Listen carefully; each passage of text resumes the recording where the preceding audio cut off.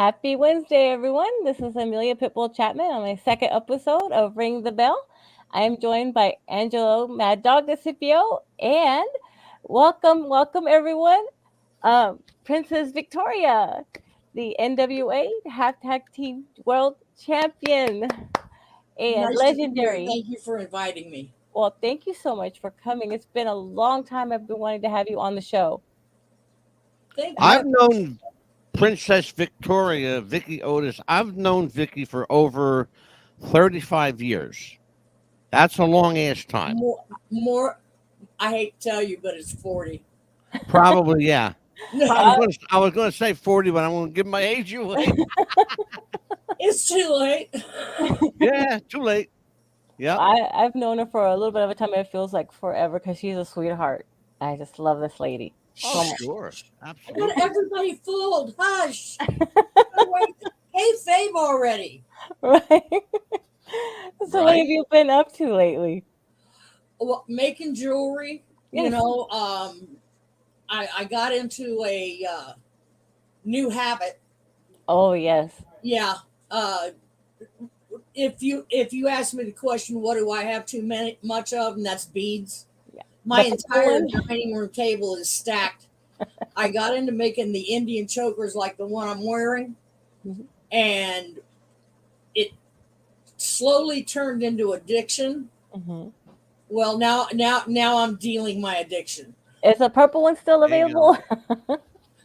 You mean the one with the real shiny bead? That's two with Uh-huh. the crystals. Yeah, I've still got it, Oh, which good. is amazing. That's my favorite one. It's so beautiful, Angelo. You should see it. It's Well, it's funny. The work is not in putting it together. Mhm. It's figuring out how to put it together. Mhm. You know, what beads, what colors.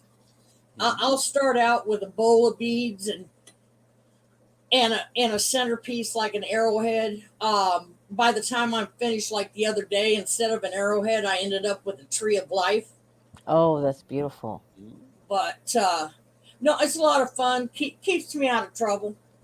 Oh yeah, that's good too. Because I've been trying to either crochet or do something different myself just to even pass the time. And before you know it, it's gone like that. So Amelia, what do you do to stay out of trouble?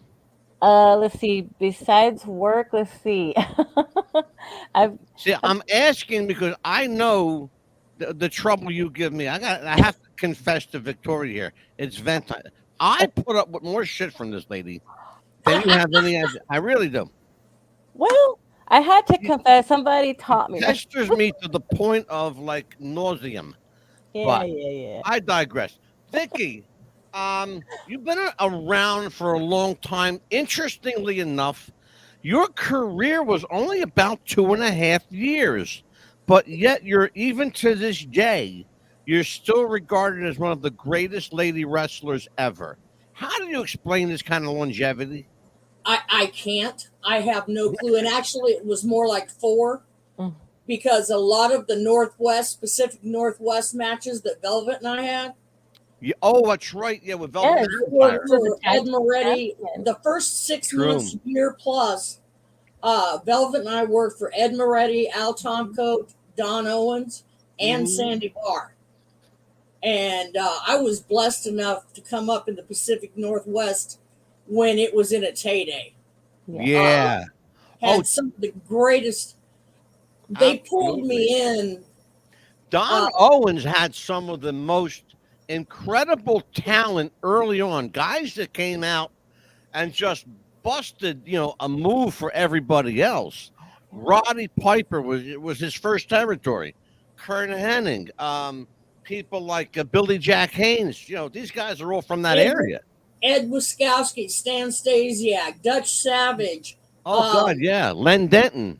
Len Denton, and hang on, the Sheep Herders, Luke and Butch. Yes. Oh God, sure, Yeah, I mean, it was the greatest. Um, absolutely, I was lucky enough to absolutely. be there for the beginning, literally, when Buddy and Piper were tagging up. They were two of the most hated men Hmm. Ever. on this side. I'm not just the Pacific Northwest, Mm-hmm. the whole from Louisiana over. Mhm. And I saw it, and Piper went from being one of the most fantastic heels to a baby face, and it took 20 seconds. Yeah. One Yep. minute they wanted to kill him, the next minute, he was everybody's great guy. Oh, yeah. Absolutely. Yes. And I got to see all of those gentlemen wrestle. We're And going to talk about that too, Vicky. I want to play a clip later on in the show. I didn't know this clip existed. I found something. I'm Oh, going to play for it a little later on. Talking about the boys, but Amelia, I'm going to let you. mhm. Well, I'm going to let you. It's your show. He's gonna love me, Go right? ahead and go you ahead got him and fooled converse. already, huh, Amelia? So Right. he's in charge? Right. Right. Well, going back a little bit from the very beginning, when you were little, a girl, if I know that it was probably just a lot of just men wrestling. What got you interested in wrestling, or did you say, "I think I want to be a lady wrestler because there should be ladies in wrestling"? Actually, my grandfather was the one who got me interested. I can remember him sitting in the recliner, and he didn't put the foot up. I was sitting in between his legs, leaned back, and Saturdays started out with John Wayne, Mhm. Audie Murphy, the old Italian spaghetti westerns that Clint Eastwood was in, Mhm. The and then rifleman. professional wrestling. Mhm. Mhm. Um, Yep. my first live match that I saw was probably 9 years old, Mm. 8 or 9 years old, and I didn't realize it until a couple of years ago. But it was Jimmy Snuka's first match for Don Owens. Wow. I still True. have that autographed 8x10. Wow. And fast forward 5 years, I'm 14. It was time to leave home. It was a live or die situation, which, if you've read my book, Yes. you know what it was. And I ended up getting a bus in the middle of the night to Portland, and got a job. Met some people. For some reason, I'm blessed. The universe always sets somebody in my path. And because most 14-year-olds, they leave home, they go to the big city. You know what happens, especially Oh. women. Mhm. Well, the LGBT community Mhm. put me under their wing when I first got there. Good. I was sleeping in doorways, Oh. using newspapers for blankets, sleeping up under viaducts and all that. Mhm. And I got an ID, and at that time you could use your passport ID as real ID. Mhm. Now they look at you and laugh. But we had an in on a guy who couldn't tell a 14-year-old from a 21-year-old. And I got some ID, and I went to work at Denny's restaurant on 23rd and Burnside in Portland. And I started going to the matches on Saturday night. And one Sunday, one of the district managers at Denny's he ticked me off. When you're working graveyard, especially at a restaurant like Denny's back in the day, Right. your dress, your uniform, which we wore those brown uniforms Mhm. with the orange collars. Oh, Yep. yes. But when you're working graveyard, especially on the weekends, you kind of hem it up a little more than it was when you got it, and you tighten it in certain places. Oh, yes. And for some reason I was working Saturday night. I usually always switched with somebody. Mhm. Mhm. But anyway, Sunday morning come, and I'm walking out there. I got plates down both arms, getting ready to deliver it to one of the big round tables, and the district manager right in the middle of the restaurant. And not in a low voice, a very loud voice, started, "Oh, that dress is too short. That dress is too tight. What kind of a woman are you to be, blah, blah, blah, blah, just getting on me about my uniform." Now, understand, I'm standing there with 6 plates. And I looked at him. I said, "Here, can you hold this? Can you hold this?" And I handed him all 6 plates. And I told him where he could take his job and shove it. All right. That was the first time I quit that restaurant. I quit it 7 times more after that. Vicky was trying to, she was trying to increase her tip margin. That's right. Absolutely. If you ever, They still do that now. Portland back in the late 70s and early 80s, especially over on 23rd, around that area, 23rd and Burnside, Right. You could walk a block, see a cowboy, walk another block, see a drag queen, walk another block, see a goth. Yeah. It was just a mixture. Earthquake Ethels was on the level of like Club 21, I think it's called.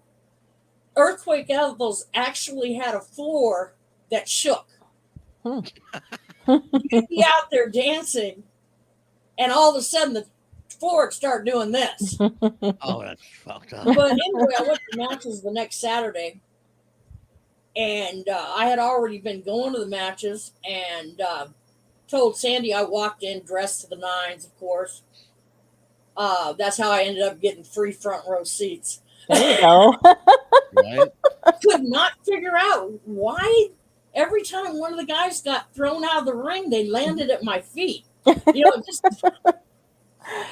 And I walked in and I asked, Sandy and Sherry was doing tickets. Sandy had walked out. He went to hand me my ticket. And I said, "You got a job for me?" Well, he ended up hiring me. I couldn't work that night because I was in a dress. And when I mean worked, we set up the ring on, we tore down the ring Saturday night, sat it up for Sandy's flea market on Sunday. Broke down the flea market Sunday night, set the ring up again. And, from Friday to Sunday, you didn't sleep. Worked in his printing shop, helped him lay tile in his new house. You name it, I did it. Wow. And one day Sandy came to me and he said, "Look," he said, "I don't know if you know it, but I've got a wrestling school." And I kind of looked at him. He said, "I've got this woman who wants to become a wrestler, but I can't have her wrestling the guys. Right. Right. And I need you to be a body." And of course, my first words was, "How much is the pay?" Absolutely. And if you've ever met Sandy Barr, you can imagine that those blue eyes started twinkling and he started laughing. He says, "You'll get paid." Well, I showed up, went through all the moves that he wanted me to. And up to that moment, I never even thought about being a professional wrestler. I don't remember ever seeing women's wrestling. Right. So I saw roller derby, Mm-hmm. the Thunderbirds, the women's team. Oh yeah, that. Yeah, that was my favorite team. Anyway, about 2.5 months down the road, I stopped. And it hit me one day. The girl that Sandy wanted me to train with had quit within 3 weeks. This is 2 months past that. And he's still wanting me there. But I'm wrestling the guys. Now, by that time, I was hooked. Yeah. He sent out the bait and it, Right. so that's basically how I became a wrestler. Wow. Vicky, were you aware of the ladies who came before you back in the 40s, late 40s and 50s, like Penny Banner and Judy Grable, people like that? Did you know who they were? No, I had no idea, no clue. I didn't, to be perfectly honest, until I got my first computer and stumbled across, the Mildred Burke, Oh yeah, Beverly Shade, Cora Combs, Mula. yeah, I didn't know anything about these people, yeah. other than when I went down to work for Mula. Right, But when I got my computer, is when I learned of all these women and right. started looking up the history on women's wrestling Oh and God. started watching different shows about the women, my predecessors that paved the way for me. Yeah. And just as a side note, a lot of people realize that Moolah is not one of my favorite people. Yeah, I heard about that. Interesting you should say that. There was Yeah. a documentary on last night. Mhm. In fact, it was they rebroadcast Mhm. Dark Side of the Ring, the Amula episode last night. Mhm. And I'll tell you what, something you said in that documentary was very interesting. I know she's not one of your people, but in the same breath, you turned around and defended her. Because you said something to the effect of, if you call Moolah a whore, you're calling me a whore. No, if you call Moolah a pimp, you're calling me a pimp. whore. Pimp. Yeah. Yeah. She wasn't Yeah. a pimp, but she did And- steal and- from your and- girls. I can tell you, and it's the same things with the drug rumors. Right. Moolah took me to the Bahamas, and Right. we landed in Nassau. And me and this kid that was the other promoter brought in, I don't remember his name, and I never saw him again. Right. Him and I went down and sat on the dock in front of the Hilton, right there on the ocean, and we just talked. I mean, Yeah. did nothing but talk. And so I get back about dawn because I had my own room, Mm-hmm. and all of a sudden, here's this bam, bam, bam on the door, and it was Moolah. And she proceeded to tell me how this kid got busted with speed, and said I was the one who brought it in. Oh. Whoa. And I took, just as I always do, I said, bring him in here. Yeah. Yeah. Ah. Bring him here. Mhm. I said, and I told her the truth. I said, yeah, because at that time I didn't know, you could walk down the street in Nassau and buy a joint for $2 and the thing was this long. Yeah. Oh, Yeah. Moolah was seriously pissed. Yeah. There seemed to have been with her this unending streak of jealousy. I don't know what she ever had to be jealous of. She controlled everything. What was there to be jealous of? Her ego, that's Mhm. all it was.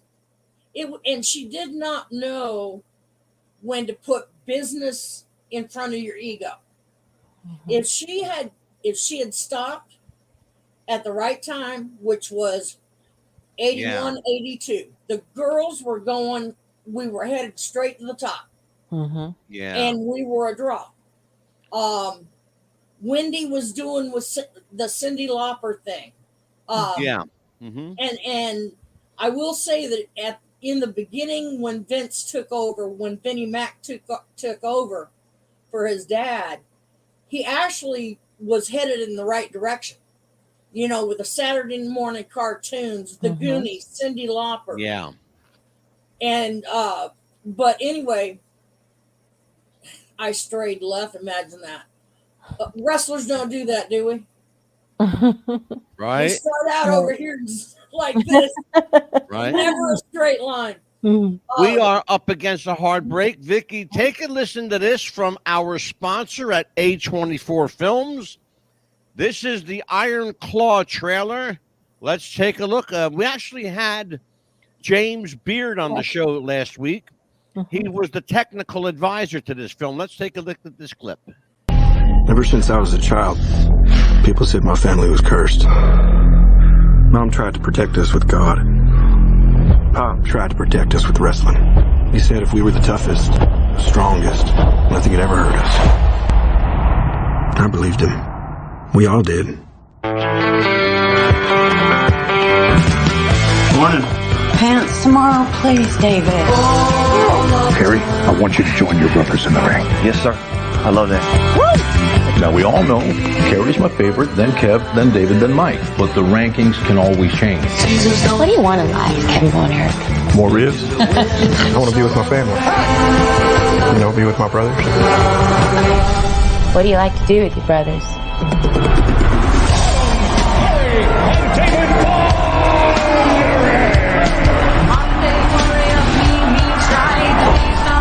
Together, we can do anything. We're here to restore justice to the Wrestling Federation that our father built with his own two hands. The hands that were passed down to us. The hands that will deliver the Iron Claw to you. So what do you think? Like we're alive. I love your family, Kevin.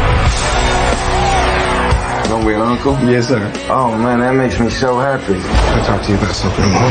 Dad's too tough on us. You gotta say something. Baby, that's what your brothers are for. Feel that? You feel that? That's pressure. You push you too hard. I'm fine, kid. Seriously, I'm just sick. I'm scared, man. It all out of control. Terrible accident. I should have stopped him. I need to think about my family. Your job is to wrestle. Live up to that deal or we are through. I told you to look out for him! I just love being out there with you guys. It's the only thing that matters to me. The Bonner will forever be the greatest family in the history of wrestling.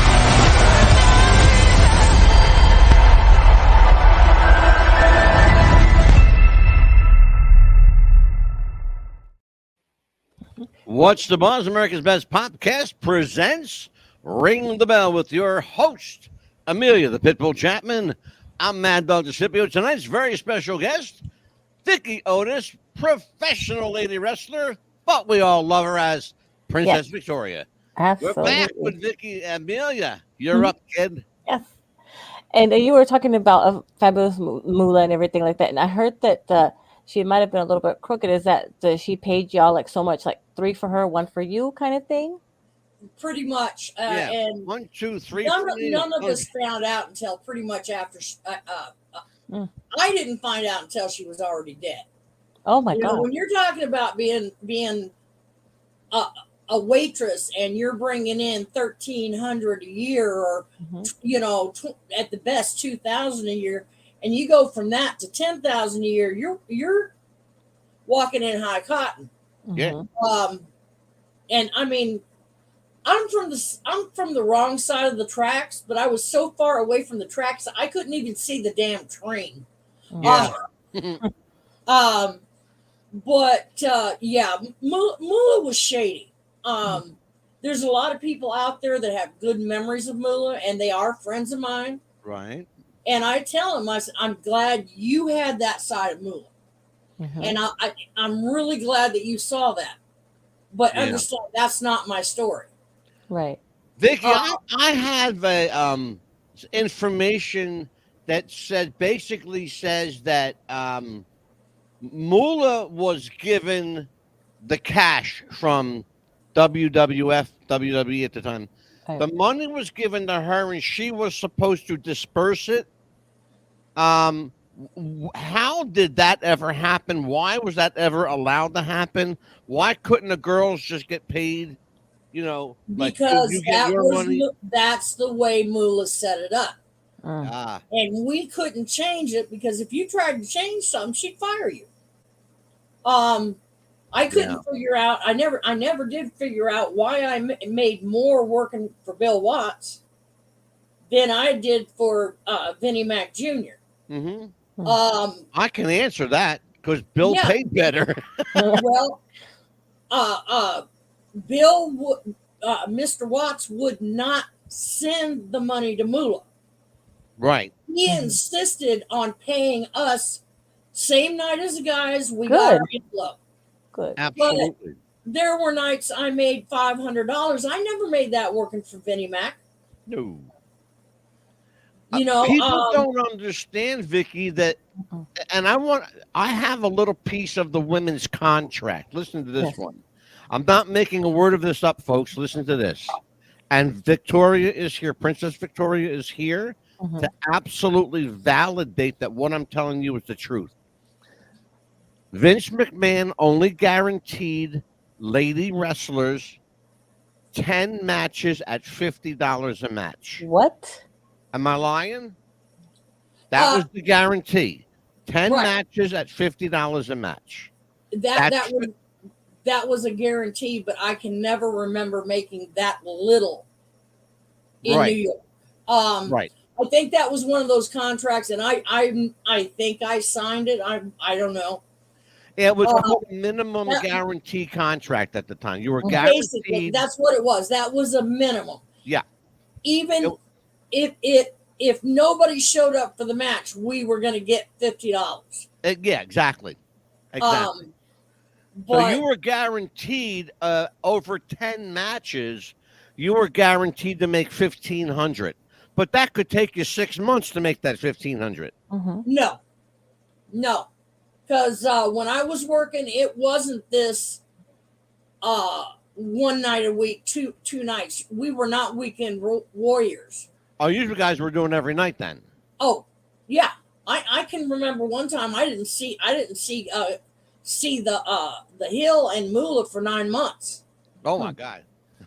But I still had to pay her that $300 on that house, that bunkhouse I was living in. Right. Even if we weren't home, even if we weren't there, didn't have anything but a suitcase with us, we still had to pay $300 a month. Amelia. Wow. Do me a favor, Amelia. Yes. Get into that. I want you and Princess Victoria to explore the living conditions at Camp Moolah. Amelia, I'll tell a story that should put it all into perspective. And I'm not going to mention the two girls' names, but there were two girls, both of them very good friends of mine, that they met up. One of them went to the other's house and said, "Do you have a couple of potatoes? We've got this meat. And does somebody else have some vegetables? We'll make a stew." Well, Moolah happened to be out on the road.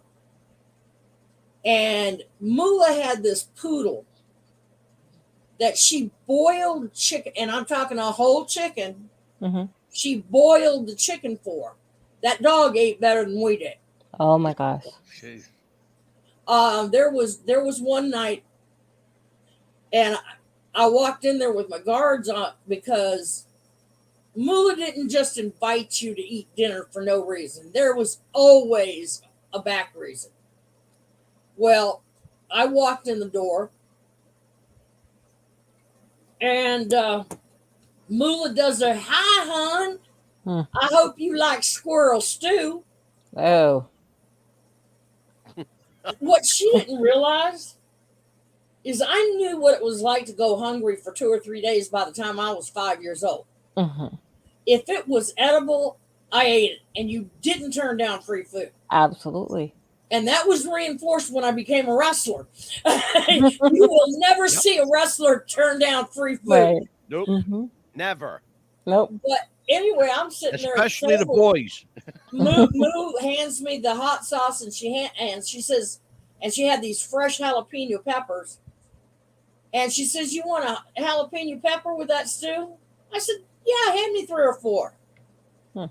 Now, while I'm sitting there eating squirrel stew with jalapeno peppers, Katie is the midget. Katie, Darling Dab, is it Darling Dagmar? Diamond Lil. Yeah. Diamond Lil. Darling Dagmar's the other one. Diamond Lil was at the stove boiling a freaking chicken for this damn dog. Oh Now I'm sitting there eating squirrel stew, and Katie's feeding this damn dog organic chicken. I'm sure it was the highest priced chicken in town. Damn. Man. But that's pretty much how it went. Oh my gosh.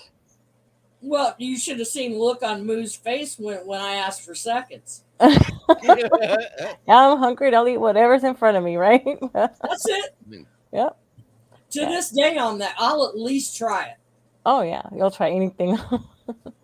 That's kind of sad that you would have to pay for something when you're not even living there, and but you still had to somewhere to live. But unfortunately, and let everyone know what when you went into the ring, your outfit, how it had to be compared to how it is now. I mean, pretty much it's nothing now, but when you went into the ring, how would your outfit have to be? Oh, 200 times different than what the girls are wearing today. Mm-hmm. Now, Amelia, it's starting to get better Oh than yeah. it was. It's getting better. The tops are turning into looking like sports bras, Yes. and instead of bikinis, it's like biker shorts, Mm-hmm. only made out of lycra and holding up. Right. But when we wore full bathing suits. Yes. Now, the first thing we did is we took the leg, Mhm. sliced a little hole right there on the bottom hem on the bathing suit. Mm-hmm. Took a gold pen and took some elastic and run it all the way through that leg. Now, what we do is when we got our suit on, you take the elastic, pull it tight, put it in a bow. What that did is it not only gave you a better derriere look, Mm-hmm. but it also kept your suit from slipping up. Right. If there was a problem with the top, we did the same thing with the top. We reinforced it. And we also wore padding in the cups. Mm-hmm. Because landing on that mat time after time, Mhm. you needed some extra protection. Oh yes. Because you did not, everybody excuse me, you did not want to lose a nipple. Exactly. No, We put Band-Aids across them to keep them in so they wouldn't pop out, and put extra padding in the suit too. Mm-hmm. There for a long time though, the girls were wearing, I think the worst thing I saw, and I almost lost a 55-inch DLP, is when Vinnie Mac took the girls and Triple H to Kuwait for the boys at Christmas. Mm-hmm. Anybody who saw that match can attest to this. I happened to get up one night and turn on the TV, couldn't sleep, and lo and behold, there's WWE. And they're in Kuwait, and they keep talking throughout the different matches or in the breaks about how these three girls were going to have a contest, and whoever won the contest got to be, Triple H was doing Santa Claus, Yeah. and whoever ran the contest got to be Santa's little helper. Now, understand the train of thought. I'm a woman professional wrestler. Yes. When you say contest, I'm thinking they're going to wrestle. Right. These two girls will wrestle. Whoever wins that match will wrestle the third one. Whoever wins that match is Triple H's little helper. Mm-hmm. If only. Right. Now, as the girls walked out to the ring, they had these cute little red Santa Claus type capes, little tinies.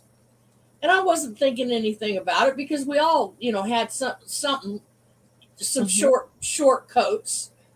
Me, I tended to do the longer skirt with fringe. But I didn't realize when they walked out to the ring, they had high heels on. Oh my goodness. They all three got in the ring, and one of them or all of them took their coats off. When they took off their coats, they literally had 3 triangles about like this, and butt floss. And I do mean butt floss. Yes. And instead of wrestling, they proceeded to do a dance off. Oh my God. The only thing that was missing was the pole. Yeah. That was the last day to this day, I've watched maybe 2 matches on WWE, and that was on a Friday night. Somebody told me, you know, Vince doesn't have anything to do with it anymore. Take a look at it and see what you think. But I almost put my foot through my DLP. Yeah. It was disgusting. It was degrading to the women. Absolutely. And Amelia, I don't blame the women. Yes. They did what they had to do to get booked. Mm-hmm. And Vinnie Mac was the one. His signature was the last signature to okay it. So I don't blame it on Russo. I don't blame it on Triple H. It is landed right in Vinny's lap. Yeah, Vince Russo is a good friend of mine too. I haven't. Don't make me reach through this computer. Right? I haven't watched. He is. He's been on the show about 5 times already. You're looking like. Let's take a look at this. Let's go back a little bit. We're going to go back a couple of years and take a look at Princess Victoria in action. Let's watch. I've been waiting for this. Oh, this is going to be good. Oh, Full house at the Sportatorium, wrestling's most famous arena here in Dallas, Texas. World-class championship wrestling. David Mannix is the referee. That's that one piece of this talking about. Ooh. And the Princess goes to the work. Nice arm drag, and Judy Martin hops out of the ring. She claims hair pull and obviously was not. 5, 6, 7, 8, 9. No.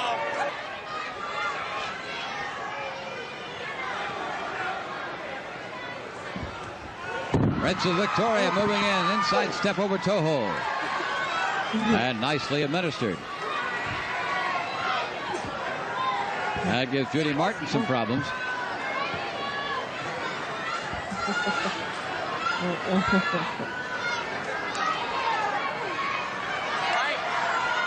Got to break it. Judy goes to the ropes. Now she's going to help her out into the ring, and she does. Wendy Richter. That decision from the referee. Princess Victoria doubling up Wendy Richter now. Yanka here, no. Princess Victoria. By the way, Vicky, you had a hell of a chop.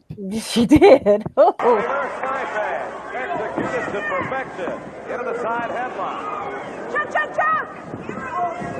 Yell and choke by Wendy Richter brings the referee over to take a look, and there's no such thing. Up in the air. Oh, my. Nice maneuver on the part of Wendy Richter. Off tremendous strength. Notice, Amelia, how our bathing suits don't move? Yes. That's from the elastic. Kicked it back by Richter. Obviously, Wendy Richter very much the aggressor. I like what I just got involved. The top rope across the throat of Princess Victoria. Variation there being executed by Wendy Richter on Princess Victoria. Couple of good-looking ladies, but I don't mind telling you, they really play this game rather tough. Richter, especially, very aggressive. Wendy Richter, again a yank of the head. And the referee warning Richter, hanging on. One of those pigtails. This time, Princess Victoria is very sorry that she has her hair done in that fashion.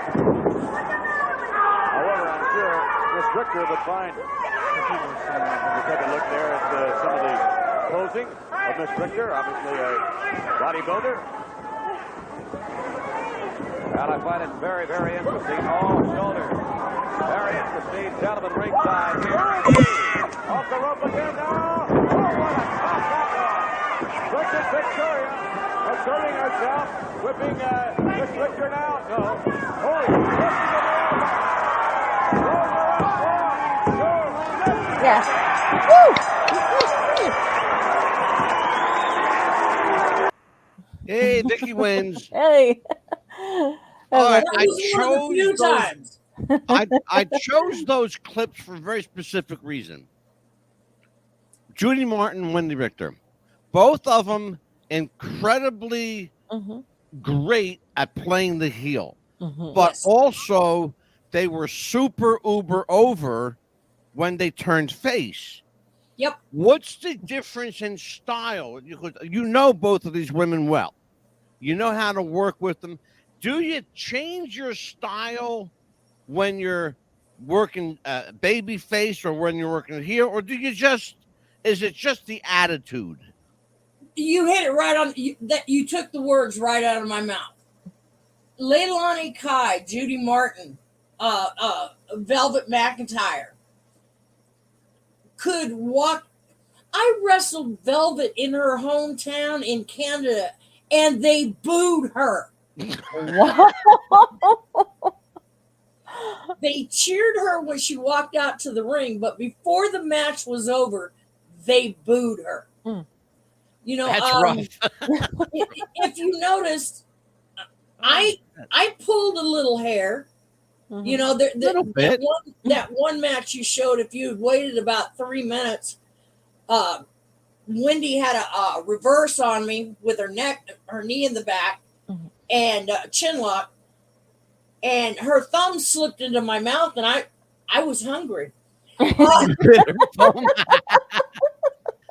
There's a part of I'm that. sitting there. I literally walked her around the ring by her thumb. Oh, that's funny.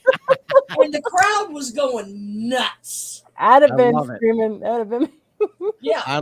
There's a part of that sportatorium match with you and Judy, where Judy turns her back and she's trying to give David Manning some shit, right? So you tap her on the back. You back up a little bit, and then you haul off and you give her a chop. Then I saw the red mark go zoosh across her chest. Where did you learn to chop? Sandy Bar. Sandy taught you to chop. Because Sandy taught me 90% of all the moves. And a lot of people don't use the move. Nobody uses a small package anymore. Very few people use a hammerlock, a headlock, you know, an arm lock, anything. Very few people wrestle anymore. I know, it's all sports entertainment It's now. all acrobatics. It's not wrestling anymore. What do you think? See, that's the problem I had for a long time. I think what we're starting, and I want your opinion on this. Amelia, you might want to jump piggyback off of me on this one. Yeah. I'm seeing a return, a slow but noticeable return to wrestling again. Yes. Good or bad, or has that horse already left the barn? Angelo, I do something Sandy taught me before I ever stepped foot in the ring. You listen to your fans. Absolutely. And the fans are tired of the acrobatic soap opera crap. Oh my God, please, yes. I saw Cameron Starr, who is a good friend of mine, aka Lucas Lane, was starting a promotion in Portland. Okay. And unlike other promoters, he did not put a belt on himself. He did not put himself in the semi-main or the main event. He did the first match. Now, the first match, we all know that's where you just kind of warm them up a little bit. Sure, the curtain jerk. Oh, yeah. Right. And it was a 20-minute to the limit match. In the 20 minutes that they were wrestling, there was more technical wrestling in that match than I have seen in 20 or 30 other matches total of some of the promotions I've visited. I'm sure. Oh, yeah. At one point, Cameron Starr threw his opponent into the corner. When the guy hit the turnbuckles, the ring moved 6 inches. Wow. Whoa. Oh, And that's shit. what the fans did. Uh-huh. You could hear an audible like this. Wow. Now they wrestled, I believe it was a 20-minute match, but they wrestled to a draw. Mm-hmm. Right. There was no heel, there was no baby face. It was a total technical match. It used to be, Vicky, and I don't know how it is now, but here's what the rule of thumb used to be. If you can't be last on the card, which last is always the main event. Yes. If you can't be last, you want to be first. Yes. That's what they used to say. You want to be first. Mm-hmm. Why would you want to be first? Well, you just heard Princess Victoria give a splendid explanation why. Well, Because see, what was- sometimes that first match sets the tone for the whole night. It's the crowd going. Yeah. Well, Exactly. this is what I had not seen in a while. Right. I'd seen it in my day, but visiting other promoters, I have not seen. These two gentlemen did a technical match, Mm-hmm. 20 minutes to a draw. When the referee held up both hands, Yeah. they shook hands. The crowd started to chant 5 more minutes. And I mean, the entire crowd was on their feet, hands in the air. It was not 2 or 3 people. This was all 250 people Yeah. were chanting 10 more minutes. And Wow. they did that for 5 minutes. Remarkable. Yeah. That's when you know that the crowd is, the fans want real wrestling. Mm-hmm. We call it yeah. old school wrestling. I call it real wrestling. Exactly. Exactly. Thank you for saying that. Exactly. For And the sure. fans, they're sick of 30 minutes of talking Mhm. and doing the soap opera. Horrible. They Horrible. want, and then doing 5 minutes of wrestling. They want a 5-minute jack your jaw, and they want 30 minutes of wrestling, and they don't want the bumpity bump crap. Yeah. Yeah. They want to see real wrestling. They want to see backdrops. They want to see hammerlocks. They want to see the heel hiding the thumb to the throat. You know, Mm-hmm. they're sick of this. These guys don't know how to hide something from the referee. No. Mm-mm. And what they're doing is they're giving all their heat to the referee. Right. Yeah. It's bad when the referee is the most over person in the match. Mhm. Yeah, That's crazy. but I'll tell you what. On that, hold on to that thought, Vicky. I have him right up against the hard break. We will be back in 2 minutes and 20 seconds. Jess wanted to start a business when something surprising happened. Today I'm going to teach you how to crochet. She started crocheting, like a lot. And her friends noticed. Jess, you need to sell those. So she signed up for Shopify and started building her business. Yes, I love that. And after a lot of hard work, this happened. Oh my gosh, I just made my first sale! You see, every day, hundreds of businesses get their first sale on Shopify. We got ding! And the next could be you. So when you're ready to bring your idea to life And become your own boss. build it on Shopify.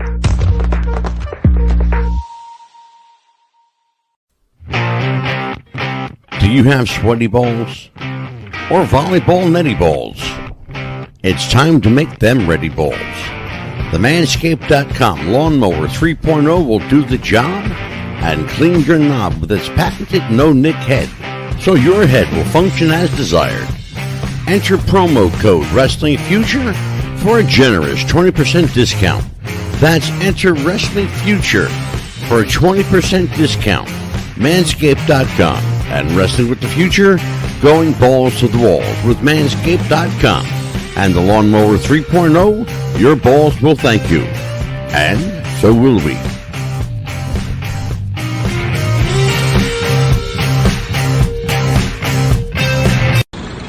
Ayoko na, Zaki.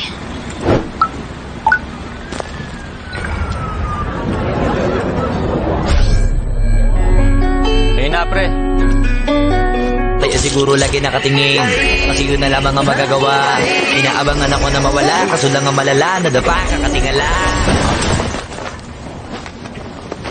Game? Sa kapunta to the moon. Road trip. Vroom vroom. Skr skr. Zoom zoom. Go time, better up, I can help. That's not, let me get ahead of myself. But you won't mind, tell me you don't wanna get stroked. Why so still to get the lotto intel? Why still with me, I'm bothered. Oh my.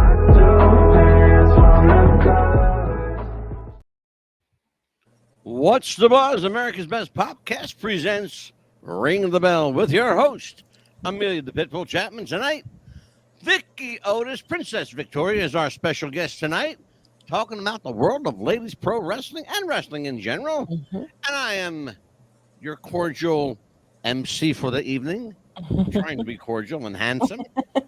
I'm Mad Dog DeCipio, and I've known this lady for a long, long time. When I worked for WWF back in the day, part of what I did was they call it talent acquisition now. Go ahead, Vicky. Didn't I moon you? And on the George Washington Bridge, I mean, every once in a while, I get in a mood. I saw parts of Vicky hasn't seen yet. Understand, it is broad daylight. Yeah. Kids, I mean, there's this much room between the cars, front, side, and back. Oh yeah, absolutely. And I can't remember who Velvet Knight was riding with, but he said something to the effect, "You ain't got a hair on your arse. You don't moon them," because they were right behind us. And first thing I got 50, and I just put right up in the back window. And I was with Don Morocco. That's right. I was with Don Morocco. There you go. Look at this, Amelia. You might have some questions about this. Let's take a look at this this clip, and we'll return. Tell you about protecting the business. Oh yeah, hold we up. call it kayfabe. Protecting our business. That's what made our. There money. it is. There it is. If you broke kayfabe and you what we call smartened a fan up, you lost your job. There's one match where Buddy grabbed me by the collar and he runs me into the brick wall. Oh. My head busted open. And all of a sudden, out of nowhere, comes my brother Doug.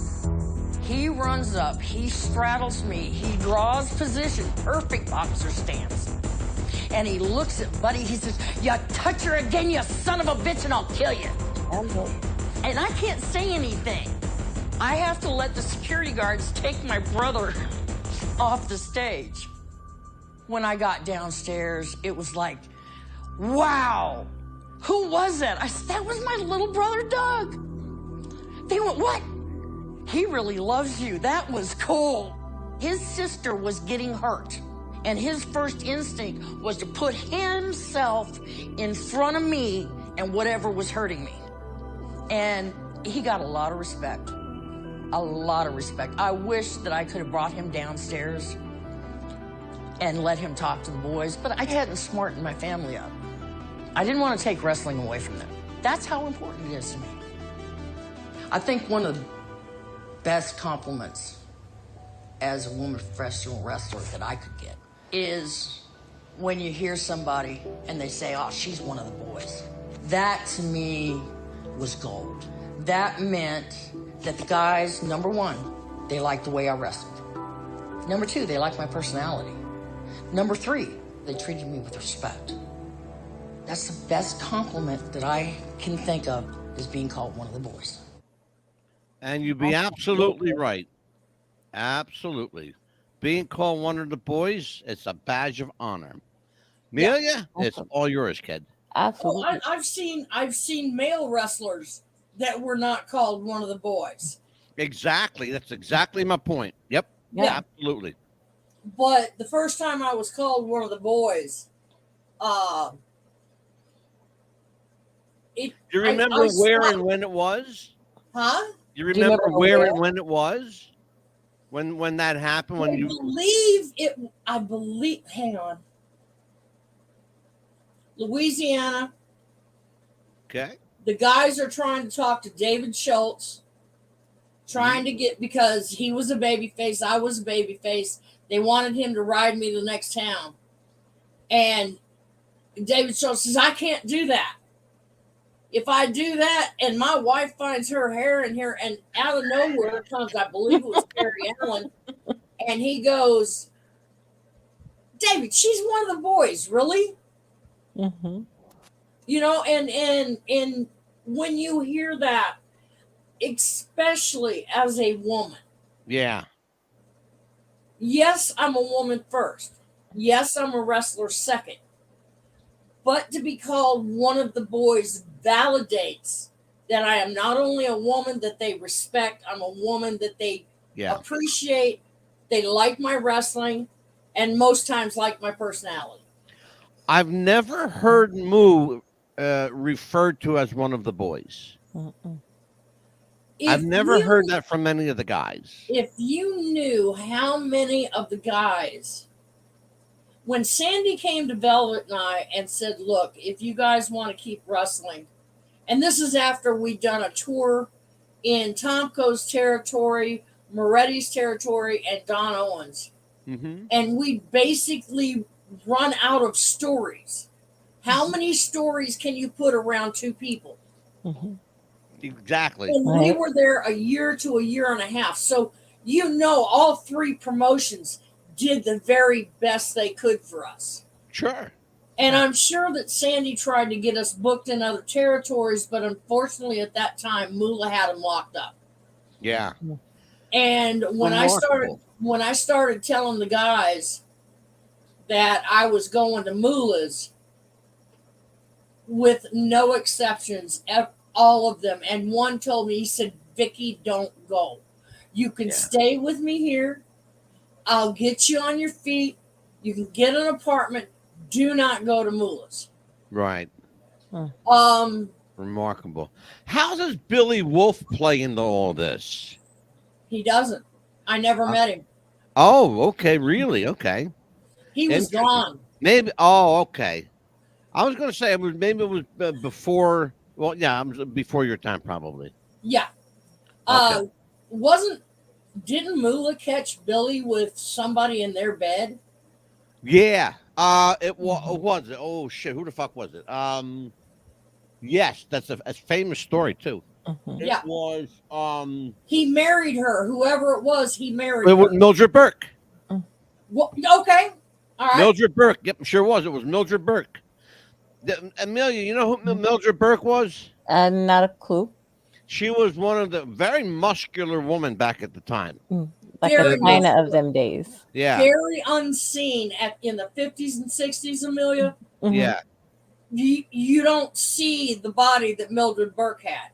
Mm-hmm. Yeah. And I guarantee you, I don't even think steroids were around at that time. Oh no, she was doing that from weightlifting. She was lifting weights.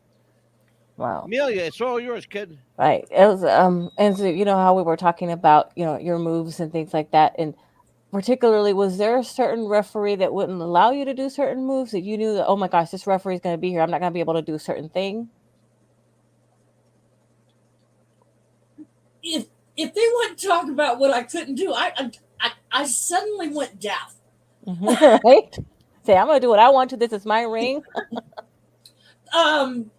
The only thing that I never wanted to do, and every time I was in the ring with Moolah in a tag team match, she wanted to do it, and I hated it, is when they rolled the referee, because I hated it. I hated it.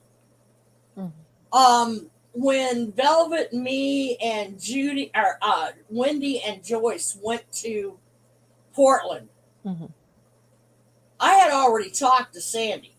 Sandy was the referee. Sandy Barr, my trainer, the referee, Sandy Barr. And I told him how much I hated that move. I thought it was just, it took the match from wrestling to comedy. Right. Yeah. Oh, yeah. And somehow Sandy, when we first got in the ring, he looked at Joyce, because Joyce was one of Moolah's girls. Mm-hmm. And he said, "Do not roll me." Oh. Oh, I was on home territory. Right. Laying down the law for real. Absolutely. Oh yeah, and Sandy was one of the nicest guys you ever want to meet, but you did not want to get on his bad side. There you go. Absolutely. Well, Velvet and I found that out one morning. Did I ever tell you this story, Angela? I don't think so, but I'm looking forward to hearing it. Funny thing was, what I'm about to tell you, there was an exact match or scene in All the Marbles to this. Only this actually happened to Velvet and I. Okay, I know the film and I know the scene you're talking about. Go ahead. Amelia, every Amelia's morning, young. Once Sandy had Velvet and I under his roof, and I got to give props to Sherry. How many women do you know that have enough self-esteem to allow two female teenagers in their home to live with their family, built like Velvet and I were built back in the 80s? Wow. And every morning, we started our morning off every morning. Sandy had come in, time to get up. Just after the rooster crowed. Oh. And we'd get up, we'd go into the kitchen, he'd have us a glass of fresh, and I kid you not, fresh squeezed orange juice. Wow. Oh. We'd drink our own orange juice, we'd go out by the pool, we'd warm up, we'd stretch, we'd do all that. Then we ran, walked, and jogged 5 miles. Wow. You started out at a walk, you went to a jog, you went to a run. Walk 1 block, jog 1 block, run 1 block, jog 1 block. You see what I'm saying? Yes. And so we get up this one morning, and Sandy hadn't ever followed us before. So we're feeling quite safe. And I had spotted just off of the path we were supposed to take, right over here in the corner, is a bench. And I told Bella, I said, "Come on, let's go take a break."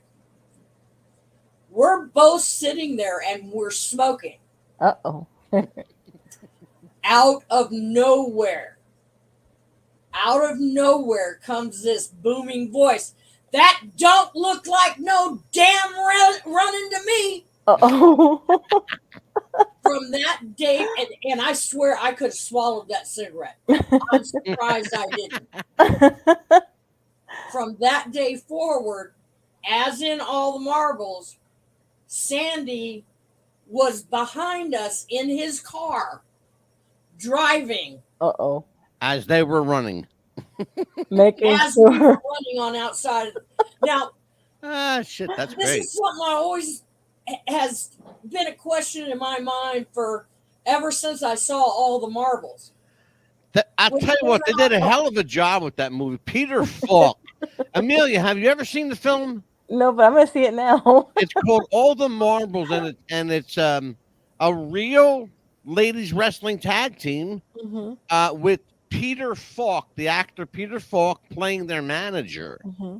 And they happened to be a blonde and a brunette, Oh my God. both with long hair. And they had that one scene in there, which was a major part of the story, Yeah. that just happened to definitely just blend. You know, I've always wondered. You're like, It's remarkable. I remember one of the wrestlers, the dark-haired the dark-haired female wrestler was Mimi Lesos. Mhm.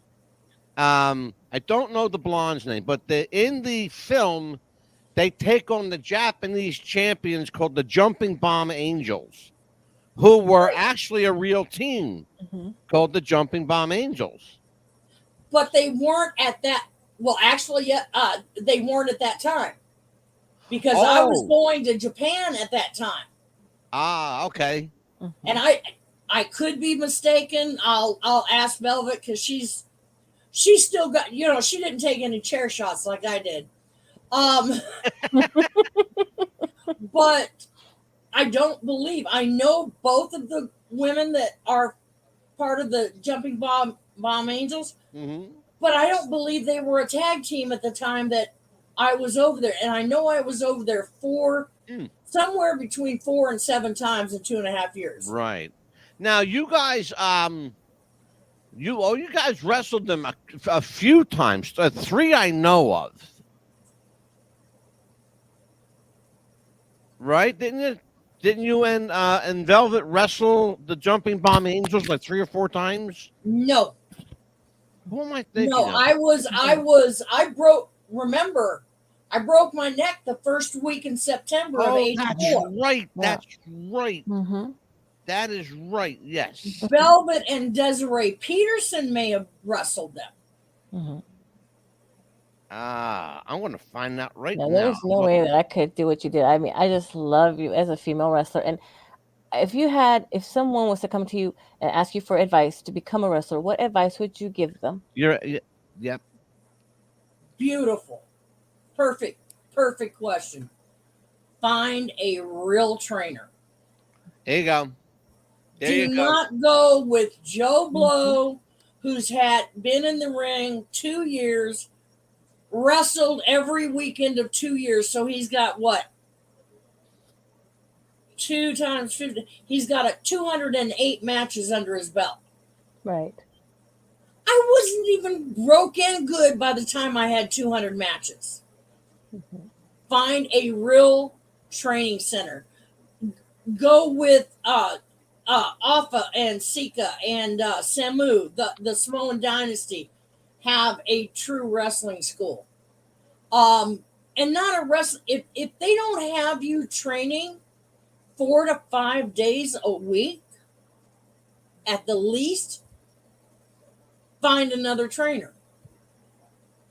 If they're not having you do warm-ups and running and jumping jacks, all of that, if you don't feel like you're going to throw up at least one time during the 2-hour training, find another trainer. Exactly. Yes. If they're not pushing you to your limits. Yeah. And I can tell you, Amelia, there were times that I sat in the corner and I wanted to just say, to hell with it. I can't do this anymore. Yeah. But I never did. No, a lot of people say no. It takes a few people that have enough gumption and enough, as Mick Foley would say, testicular fortitude to stick it out. Going back here to the Jumping Bomb Angels, they debuted in 81. And no, it was actually a tag team, Vicky, called the Glamour Girls that wrestled them like 4 times. That was Leilani Kai and Judy Martin. That's right. Yep, the Glamour Girls. Judy and Leilani. And that's what I was trying, because I know that, I thought it was you, because I know you were associated with them. And the Jumping Bomb Angels disbanded as a tag team after their loss to Leilani and Judy, the Glamour Girls. Right. So that happened at the WWF Survivor Series. Right. And I believe the one girl was Devaru. I'm trying to speak Japanese. Devo Matsumi. And I think Chigo Nagasuki. Let's see. You say that Tatani Nagasaki, maybe. There you go. Yeah. Tatani Nagasaki, yes. Because I just pulled it up on my phone. I had to look. I cheated a little bit. I had to. You had to get the names because you do look, I'm research. 65 years old. Okay. Hey, No, somebody tells me I'm wrong about something, or this song came from somebody. First thing I do is hit. No, we do our There you research. go. So Oh yeah, we do a lot of research, but sometimes this shit slips me because I'm old. You know. Yeah. I'm 65 years old. You know? yeah, and I don't want to hear it. I don't want to hear it. I'll be 63 in May. You don't get a silver star, old man. Oh man, I like that. I love her. Oh yeah. Oh man, Amelia. Yes. What do we got coming up? We are at the end of the road. Well, why don't you let everyone know what we have coming up? Oh, you want me to do it? Of course. Okay, let's see what we got coming up. Next week, we have actor Brian Saponis, whose new film, In the Shadows, is a suspense horror film directed by our friend Glenn Martin.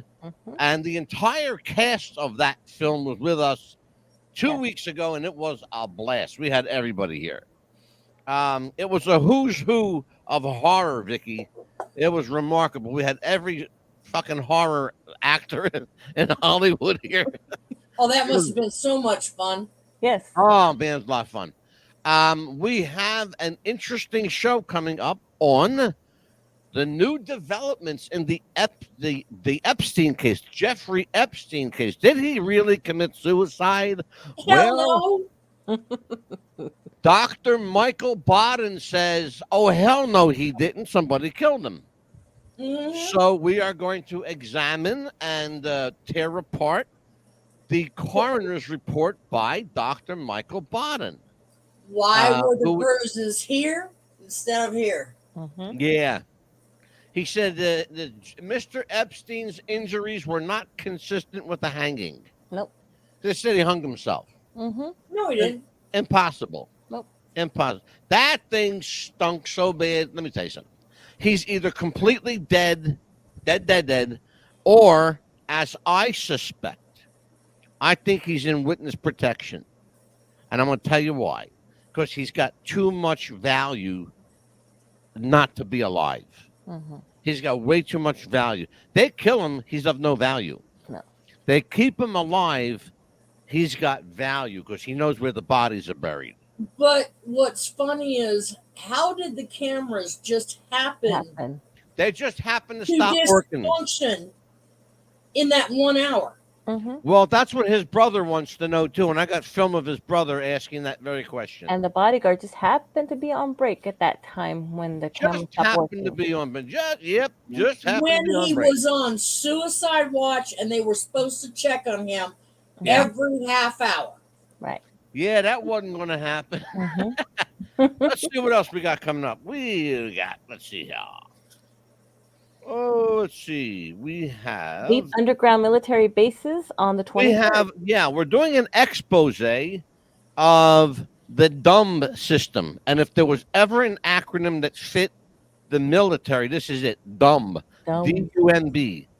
Deep Underground Military Base. And there are right now 74 of them in the United States alone. Does not surprise me in the least. Not at all. Ring the Bell on the 24th. Amelia, who you got on that show? Sweet Georgia Brown. We're going to do the first African-American female wrestler, Sweet Georgia Brown. Her real name slips me at the moment, and I used to know it again, but I'm old again, so there's my excuse. I'm sticking to it. And let's see. And I think, Jennifer Banco is going to come back with us too. Is she? You remember her from Friday the 13th and Texas Chainsaw Massacre. So she'll I've be seen here again. both. What did she make it halfway through the film? Say again. Did she make it halfway through the film? She made it all the way through the film. She was she played the little girl. The little Yeah, baby she played a blonde little. girl. You know they're not going to kill a little girl in the movie. Well, that'd be a hell of a high spot, wouldn't it? Yeah, right. And would make a great sizzle reel. I'll tell you what, we have a hell of a lineup coming up. Vicky, you have, as always, you are welcome here anytime.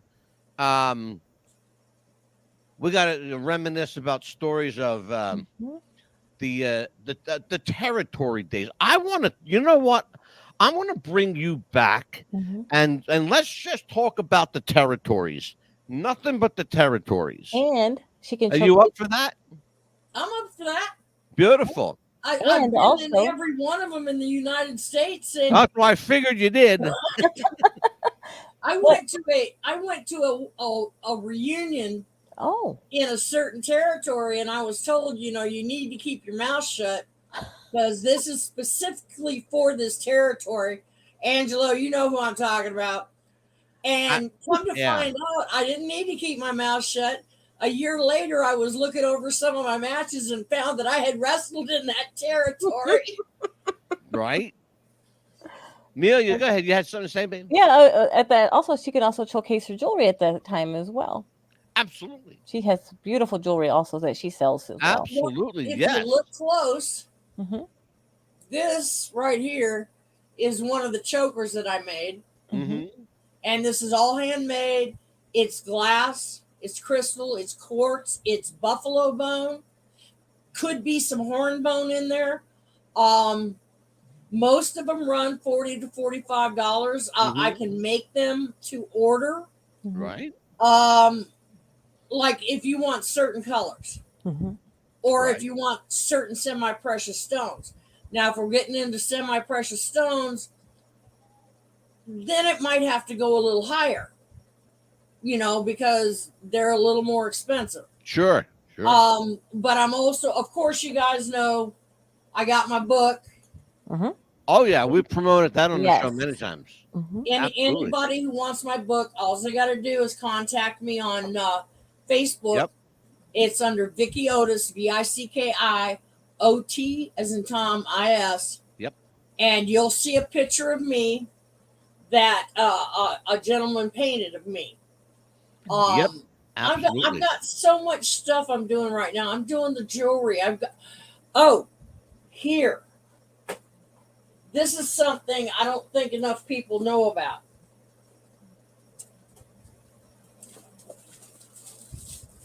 Oh, this wow. Picture of Velvet Nye. Oh. And this picture of Velvet. Oh, wow. Wow. Now, I got Velvet to sign. I sent her the photos. She has autographed them, and I will autograph them, and they're $25 a piece. Wow, that's a collector's. That's a piece of wrestling history. Well, for real. number one, it hasn't been done. We have not been in the same room in 40 years. Wow. And Velvet reminded me, I thought we had done some signing together when we were wrestling, but Velvet reminded me, no, we didn't, because you would be out front, selling the posters and the 8x10s, but I'd be in the back getting ready to go. Yeah. So this is something that is, quite rare. Isn't that remarkable? You spent all this time together and never did a signing like that. Isn't that remarkable? No, and Velvet is talking about getting her passport. I talked to her about going to the gathering, but she's not into it right now. Yeah. But I think if I can get somebody in the Pacific Northwest that could do a showing, either in Vancouver, British Columbia, or possibly at worst case scenario, Seattle, I think Velvet would show up. Oh, yes. Seattle might be doable. I have a connection that way, that part of the country. Really? Seattle, yeah, I do. Seattle might be doable. Let me reach out. Talk to Velvet about it. Yeah, let me reach out and I'll forward some information. Right. Well, I've been trying to put this together. Ouch! Excuse me. Y'all forgive me. They told me about a month ago, I need a complete shoulder replacement. Oh my God! And I mean, they're talking about here all the way. Ouch. Oh, Jesus. That's You crazy. should have seen the look on the doctor's face when I said, I don't think so, Tim. Did you? Was he thinking that's from wrestling, right? It's clearly got to be wrestling related. I actually, I found out that 3, 4, and 5, where I broke my neck, was 2. Ow, really? Sorry. 3, 4, and 5 have naturally fused together. Yeah. And I'm not ready to do these surgeries yet because I can still raise my arm sometimes in pain. Can I tell you something? Hold off on it as long as you can. My father had shoulder replacement surgery, and he was never the same after that. And he had what's the word they had? Oh, he had edema problems all the entire time. His arm would swell up like double the size. It's just crazy. If you can avoid a surgical outcome, do so, because there are a lot of holistic ways to heal now. Well, I know that you're in pain. See, the problem is, Angelo, the break from my neck, the collarbone from my neck to the break is twisted one way. Oh God, yeah. The bone from the shoulder to the break is twisted the opposite way. Yeah. Plus, I've got, and that's what I'm dealing with right now. Why I'm jumping? It's not one burr or 2 burrs here or there.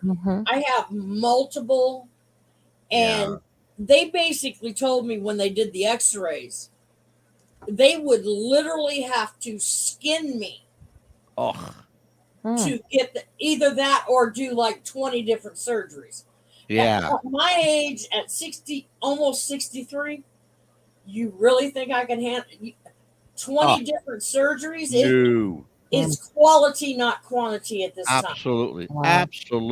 Well, I'll tell you what, sweetie. I'm going to let you go because I know that you're having, because it looks like you're spasming. That's the problem. Yeah, that's exactly what's happening. I'm sorry, folks. No, we'll let you go to rest. And I thank you. Thank you so much for being a guest on the show. On behalf of Amelia, the Pitbull Chapman, on behalf of Princess Victoria Vicky Otis, I am Mad Dog DeCipio.